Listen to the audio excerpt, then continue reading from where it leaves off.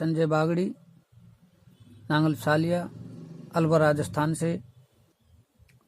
Corona जब आया, विदेशों में पहले चल रहा था, जो भारत देश में आया तो हम जैसे बेरोजगार जो ताज़ा कमाते हैं, ताज़ा खाते हैं, उन लोगों के लिए बहुत बड़ी समस्या ये लेके आया।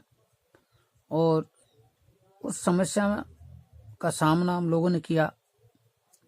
उस समय हमारे पास में ना जेब में पैसा था, ना घर में कोई साधन था, ना खाने के लिए ज़्यादा अनाज था घर में इकट्ठा कि भाई चलो 6 महीने के लिए, 3 महीने के लिए, 5 महीने के लिए हम लोग पूरे परिवार को बैठ के खिला सकें।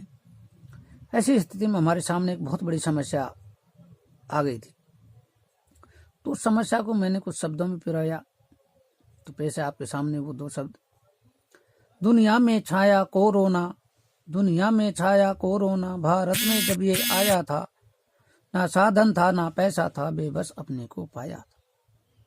जब हुई देश में तालाबंदी, जब हुई देश में तालाबंदी, सन्नाटा सा छाया था, धर्म धरा पर भी मानव का जीवन संकट में आया था।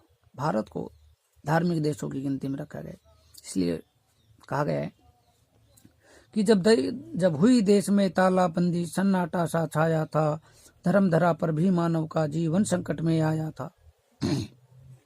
घर में जब सब बंद हुए, घर में जब सब बंद हुए,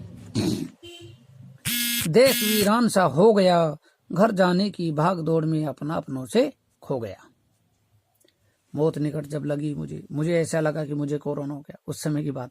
मौत निकट जब लगी मुझे, बेचैनी सी छाई थी, दिल का टुकड़ा कहने वाली भी करीब ना आई थी। अरे रेल बंद बस खड़ी हुई, रेल बंद बस खड़ी हुई, सड़कें हो गई खाली, सब राशन अब खत्म हुआ, कहने लगी घरवाली कि भाई राशन सब घर में खत्म हो गया है। तो इस तरह की स्थिति घर में आ गई थी। और मेरी जैसी स्थिति लगभग डेली कमाने वाले, खाने वाले लोगों के साथ में थी। उस समय लोगों से हम लोगों ने कर्जा लिया, और कर्जा ले करके हम बैठ के घर में खा गए।